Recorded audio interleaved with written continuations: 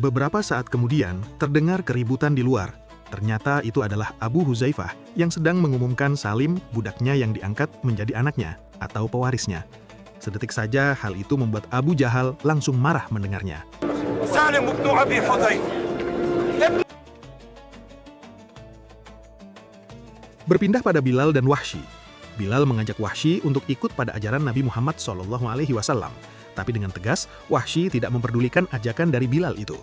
Sementara itu, Abu Jahal lalu menemui Abu Bakar dan mengatakan jika dialah penyebab semua orang menjadi pengikut Nabi Muhammad SAW. Setelah itu, Abu Jahal juga mendatangi Umar dan memarahinya hanya karena berbeda pendapat dengannya. Di sisi lain, di rumah Abu Huzaifah, Utbah mulai menerima Salim sebagai bagian dari anggota keluarga mereka. Sementara di rumah Suhail bin Amr bersama kedua putranya, Abdullah dan Abu Jandal, bersiap akan pergi ke pertemuan suku Quraisy. Namun di sini Abdullah memilih untuk tidak ikut, karena menurutnya pertemuan itu tidak bermanfaat sama sekali, karena hanya membahas tentang Nabi Muhammad SAW. Abdullah juga mempertanyakan berhala-berhala yang disembah ayahnya, yang tidak bisa menolong mereka melawan Nabi Muhammad SAW. Petinggi Quraisy lalu kembali mengadakan sebuah pertemuan untuk menyusun rencana menghentikan dakwah dari Nabi Muhammad SAW. Setelah berpikir dan berdebat, akhirnya mereka sepakat akan membuat sebuah fitnah kepada Nabi Muhammad SAW. Usai pertemuan, Walid lalu mempertanyakan ide ayahnya yang akan memfitnah Nabi Muhammad SAW. Bagaimana jika fitnah itu tidak bisa terbukti dan berbalik? Masyarakat akan menyerangnya. Sang ayah pun berkata jika dia sudah tidak tahu lagi dengan cara apa menghentikan dakwah dari Nabi Muhammad SAW. Di sisi lain, ketika Utbah mengunjungi rumah Abu Huzaifah, dia melihat jika anaknya serta istri dan Salim sedang sholat. Utbah pun langsung terkejut dan marah ketika anaknya telah memeluk Islam. Di sini Abu Huzaifah pun langsung mengajak ayahnya agar segera masuk Islam dengan dibacakannya ayat Al-Quran oleh Salim. Namun Utbah tidak juga sadar. Tak lama kemudian, Abu Sufyan dan Hindun beserta keluarga lain pun datang yang langsung mengutuk Abu Huzaifah beserta istrinya yang telah memeluk Islam. Singkatnya, para petinggi Quraisy pun lalu melancarkan aksinya dengan menyebarkan fitnah jika Nabi Muhammad SAW adalah seorang penyihir dan pembohong. Mereka lalu menyuruh seluruh masyarakat agar tidak mempercayai semua ajaran yang dibawa oleh Nabi Muhammad SAW. وإني أشهدكم أنه يا معاشر وقد ظهر بيد أن يقطع أرحامنا عند وفود العرب للرحم الذي مات أو نحذر العرب ندعه ما عندكم شهادة الحق فهي أمام وإني أشهدكم أنه. Setelah menyebarkan fitnah itu, Suhail lalu pulang. Di sana ia langsung dinasihati oleh Abdullah bahwa fitnah yang ia sebarkan terhadap Nabi Muhammad SAW bisa saja menyerang balik kepadanya. Karena sebelumnya ketika kedua anaknya masih muda, sang ayah selalu mengatakan jika Nabi Muhammad SAW adalah orang yang paling dipercaya, baik, murah hati dan jujur. Tapi kini ayahnya justru menuduhnya sebagai seorang penyihir dan pembohong. Seluruh kaum Quraisy kembali berkumpul. Di sini Abu Jahal kembali menyeru agar semua kaum Quraisy mengambil tindakan tegas untuk melawan Nabi Muhammad SAW beserta kaum Bani Hashim. Karena menurutnya pengikut Islam dari kaum Quraisy sudah banyak dan semakin hari semakin bertambah. Setelah itu Umar pun berdiri dan menyampaikan pendapatnya jika dia setuju dengan rencana Abu Jahal. Akan tetapi sebelum melawan Bani Hashim, alangkah baiknya mereka semua memulai dari kaum Quraisy terlebih dahulu. Umar berkata jika semua anggota keluarga dari kaum Quraisy, tak terkecuali budak sekalipun yang telah memeluk Islam, akan dihukum dan disiksa sampai mereka kembali ke agama nenek moyang kaum Quraisy. Abu Jahal dan Utbah pun setuju dengan pendapat Umar yang sangat adil itu. Namun sebelum itu dilakukan, Utbah akan mencoba lagi membujuk Nabi Muhammad SAW dengan menawarkan harta, tahta, dan juga wanita kepada beliau agar menghentikan dakwahnya. Ketika Utbah sudah pergi untuk menemui Nabi Muhammad SAW, Salim langsung bergegas menemui Abu Huzaifah dan melaporkan jika ayahnya akan menemui Nabi SAW untuk membujuk menghentikan dakwahnya. Utbah pun langsung bertemu dengan Nabi Muhammad SAW dan berkata jika kaum Quraisy akan memberikan kekayaan, jabatan, serta 10 wanita kepada beliau, asalkan beliau menghentikan dakwah agama Islam yang dibawanya. Sementara di tempat pertemuan, Abu Jahal dan para petinggi Quraisy lainnya gelisah menunggu hasil dari pertemuan Utbah dan Nabi Muhammad SAW. Beberapa saat kemudian, Utbah pun datang dan menyampaikan jika dia gagal membujuk Nabi menghentikan dakwahnya. Dia lalu berpendapat untuk membiarkan Nabi Muhammad SAW melanjutkan dakwahnya dan menyerahkan kepada seluruh kaum Arab untuk memeranginya. Abu Jahal pun sontak tak setuju dengan pendapat Utbah. Lalu Abu Huzaifah datang dan membela ayahnya. Terjadilah perdebatan antara Abu Jahal dan Abu Huzaifah mengenai keyakinan agama Islam yang membuat Abu Jahal hampir saja memukul Abu Huzaifah. حذيفة قد أسلم وأسلم معه تدري أنه صار ولدي قص فيه حسبك يا أبا الحكم. Tak terima anaknya hendak dipukul, Utbah pun langsung membentak Abu Jahal, sehingga mereka pun saling berdebat dan menyalahkan satu sama lain. Utbah lalu memberitahu serta menyindir Abu Jahal jika kedua saudaranya, yaitu Salamah bin Hisham dan Ayas bin Rabi'ah, telah memeluk Islam. Mengetahui hal itu, Abu Jahal pun langsung menangkap kedua saudaranya itu, lalu mengurung mereka dan menyuruh Umar agar membujuk mereka kembali ke agama nenek moyang kaum Quraisy. Umar lalu mengatakan jika dia sudah lama mencurigai keislaman Ayas dan Salamah. Ayas lalu mengajak Umar agar dia mau mengikuti mereka untuk memeluk Islam. Menurutnya, Umar akan lebih baik dan mulia jika telah memeluk Islam. Namun di sini Umar menolak ajakan tersebut dan mengatakan jika dia akan menerapkan hukuman yang sama kepada kaumnya, yaitu Bani Adi. Setelah itu Umar pun mengumpulkan semua Bani Adi dan menyampaikan jika mereka harus tunduk dengan keputusan para petinggi kaum Quraisy. Dia tak segan-segan akan menghukum kaumnya yang sudah memeluk Islam. فلا أساوين بين من يفارق ديننا من الذي استحقوه واكتسبوه بأيديهم. Singkat cerita, Abu Jahal memerintahkan kaum Quraisy untuk menghukum dan menyiksa kaum muslimin. Dia lalu mengancam semua kaum Quraisy dengan siksaan yang ditimpakan kepada kaum muslimin. Dia juga mengejek dan mentertawakan ajaran Islam yang tak masuk akal menurutnya. كما يعدهم محمد بريش النعام يا مولاي يطعك يحبني ويحبنا فليعتذر من كان له عقل. بلال. Setelah itu, Abu Bakar dan para sahabat memberikan air minum kepada semua kaum muslimin yang disiksa dan menyeru mereka untuk tetap bersabar dan bertawakal kepada Allah Subhanahu wa Ta'ala. Di sisi lain, Umar bin Khattab juga melakukan hal yang sama, yakni menghukum dan menyiksa kaumnya yang telah memeluk Islam. خذوهم فاحبسوهم حيث أمرتكم واجعلوا في أرجلهم السلاسل ولا تطعموهم لا أكتفي حتى أحمل عديا كلها على رأيي. Sementara itu, Walid membawakan makanan kepada kedua sahabatnya yang dihukum, yaitu Ayas dan Salamah, serta memperingatkan agar segera kembali ke agama kaum Quraisy. Namun mereka berdua tetap berpegang teguh pada keyakinan mereka, yaitu menjadi seorang muslim. Keesokan harinya, Safwan bin Umayyah tak sengaja mendapati jika Bilal sedang berdoa seusai melaksanakan sholat. Dia lalu membawa Bilal ke hadapan ayahnya. Di sini Umayyah langsung menginterogasi Bilal tentang keyakinannya itu. Mendengar jawaban Bilal yang telah memeluk Islam, membuat Umayyah sangat marah dan langsung membawa Bilal untuk dihukum dan disiksa.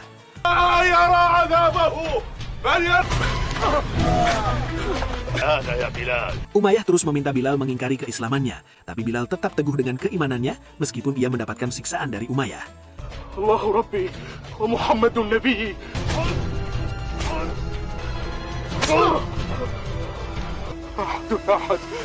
أحد فقد سب محمدا وأنا أحد. Setelah itu Abu Jahal mengejek Umayyah jika budaknya sendiri memeluk Islam. Umayyah pun membalas ejekan itu dengan mengatakan jika sekutu Abu Jahal yaitu Yasir, Sumayyah dan anaknya Ammar telah memeluk Islam. Mendengar perkataan Umayyah itu, Abu Jahal pun langsung marah sejadi-jadinya dan langsung mencari keluarga Yasir. Sementara itu Wahsy mulai mengobati luka Bilal. Dia lalu menasehati dan menyuruh Bilal agar kembali dan tunduk kepada Umayyah. Tapi Wahsy langsung menolak dan justru mengajak Wahsy untuk memeluk Islam. Namun Wahsy takut dan tak ingin disiksa seperti Bilal. Dia lebih memilih menjadi budak dan melayani tuannya. Keesokan harinya, Umayyah kembali menyiksa Bilal dengan menindihnya dengan batu yang sangat besar. Akan tetapi Bilal tetap teguh dengan keimanannya. جهنم التي يتوعدنا بها محمد أحد اذكر اللات والعزى فقط أحد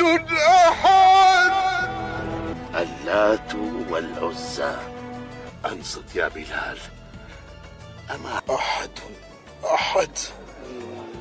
Setelah itu Umayyah membawa Bilal kembali ke tempatnya dan itu kemudian disaksikan oleh Wahsy dan Abu Bakar yang sedang berada di sana. Wahsy kemudian kembali mengobati luka Bilal, tapi kali ini Wahsy mengeluh karena percuma saja keesokan harinya Bilal akan disiksa kembali. Bilal lalu berkata jika dia tidak akan mematuhi perintah Umayyah lagi dan akan berhenti menjadi budaknya. Perkataan itu membuat Wahsy pun putus asa dan berhenti untuk merawat Bilal. Sementara itu, Umayyah malah semakin bingung karena merasa dialah yang tersiksa akibat ulah dari Bilal. Dia juga harus menanggung malu di depan orang-orang karena perkataannya tidak didengarkan oleh budaknya sendiri. Umayyah pun akan terus menyiksa Bilal karena jika Bilal bertahan, maka itu akan menjadi aib bagi dirinya. Keesokan harinya, Abu Jahal akhirnya menyiksa keluarga Yasir dengan menguburnya di tengah bukit. Setelah itu Abu Bakar datang dan menyeru keluarga Yasir, "Sabar wahai Yasir dan keluarganya. Seandainya dulu kalian masih menjadi budak, maka aku pasti akan membebaskan kalian. Tapi seperti yang dikatakan Rasulullah SAW, sabarlah wahai Yasir dan keluarganya, surga adalah tempat kita bertemu." Sementara itu Bilal kembali didapati siksaan dari Umayyah. Umayyah terus memaksa Bilal untuk mengingkari keislamannya, tapi Bilal tetap saja teguh dengan pendiriannya. Di sisi lain, Khalid bin Walid tak sengaja jika Bilal bisa seteguh itu menolak perintah dari majikannya.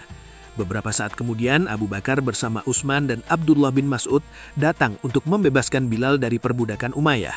خرج من يدي فلا أحمل وزره. أيها الناس اشهدوا أني اعتقت بلالا فهو أخي وصاحبي. Melihat hal itu, Umar pun sangat terkagum dengan kebaikan dari Abu Bakar. Di sisi lain, Wahsy yang mengetahui jika Bilal sudah merdeka dan bebas dari perbudakan sangat terkejut dan emosi sekaligus menyesal karena dia tidak mengikuti Bilal. Abu Bakar lalu bertemu dengan ayahnya dan ayahnya berkata jika Abu Bakar sudah menghabiskan banyak sekali uang untuk membebaskan budak-budak yang lemah, yakni seperti Amil bin Fuhai'ah, Ummu Umais, pembantu Abdiddal, serta putrinya, dan kini Bilal. Abu Bakar pun membenarkan kata-kata ayahnya, dan dia tidak akan keberatan sama sekali menghabiskan uangnya untuk menolong saudaranya yang seiman yang tidak memiliki perlindungan dari siksaan kaum Quraisy. Kembali ke Abu Jahal yang melanjutkan penyiksaan pada keluarga Yasir dengan menggunakan pedang yang sudah ia panaskan hingga sampai ke puncak amarahnya. تبكي يا عمار. Abu Jahal lalu membunuh Sumayyah dengan tombak milik Wahsy. Sumayyah pun menjadi wanita pertama yang syahid di jalan Allah Subhanahu wa Ta'ala. محمد بجماله. ألا لعنة الله عليه. ولكن لا تحزن. Setelah sang ibu meninggal, Ammar lalu kehilangan ayahnya, Yasir, yang meninggal karena sakit akibat tak bisa menahan siksaan dari Abu Jahal. Sementara itu, Umar kembali menemui kedua sahabatnya, yaitu Ayyash dan Salamah.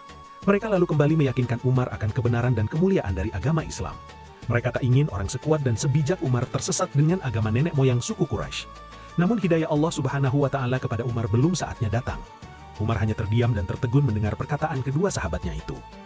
Di sisi lain, Abu Jahal kembali menyiksa Ammar agar mau mengingkari keislamannya, hingga akhirnya karena ketakutan dan rasa sakit, Ammar pun terpaksa mengikuti kemauan dari Abu Jahal. Pengakuan Ammar tersebut sangat membuat Abu Jahal bahagia, karena menurutnya tidak ada lagi tanggung jawab yang mengotori kehormatannya sebagai petinggi Quraisy. Setelah itu, Ammar pun menangis dan menyesali semua keputusannya. Dia lalu bertemu dengan Abu Bakar dan meminta untuk bertemu dengan Rasulullah Shallallahu Alaihi Wasallam untuk meminta maaf atas kelemahan dan kekhilafannya. نلت من رسول الله ضعف ونلت منه خذني إليه أقبل قدميه. Abdullah bin Mas'ud lalu bertemu dengan Abu Jahal di tengah jalan. Di sini Abu Jahal memanfaatkan situasi saat Abdullah bin Mas'ud sedang sendiri untuk meluapkan kemarahannya. Dia menghina, memaki, dan memukuli Abdullah bin Mas'ud hingga terjatuh, lalu mengancam jika suatu hari nanti dia akan memotong kaki dari Abdullah bin Mas'ud. Setelah itu Umar bin Khattab datang dan membantu Abdullah bin Mas'ud untuk berdiri.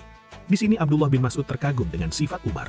Lalu dia juga berkata, "Kau jelas lebih baik dari dua orang pria, dan aku percaya doa Nabi Shallallahu Alaihi Wasallam tak akan salah mengenainya." Seketika itu Umar pun bingung dengan ucapan tersebut.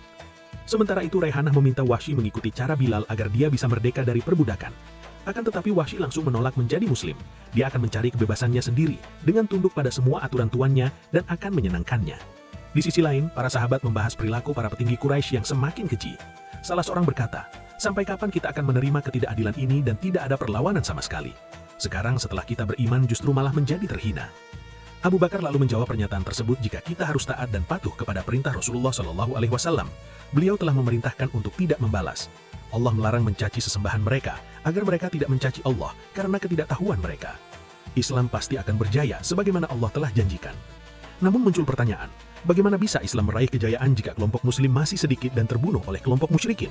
Seseorang lalu memberi saran agar Al-Quran dibacakan keras-keras di tengah-tengah kaum Quraisy. Abdullah bin Mas'ud langsung menawarkan dirinya untuk mengemban tugas itu. Abdullah bin Mas'ud lalu membacakan dengan keras surah Ar-Rahman di tengah-tengah kaum Quraisy. Semua masyarakat lalu mendekat dan mendengar firman Allah tersebut. Tak lama kemudian, para petinggi Quraisy keluar dan langsung menghakimi dengan memukuli Abdullah bin Mas'ud hingga ia terjatuh. الرحمن علم القرآن خلق الإنسان فبأي آلاء ربكما تكذبان رب المشرقين ورب المغربين فبأي آلاء ربكما تكذبان جرى ويعي الغنم. فبأي آلاء ربكما تكذبان كل يوم هو في شأن فبأي آلاء ربكما تكذبان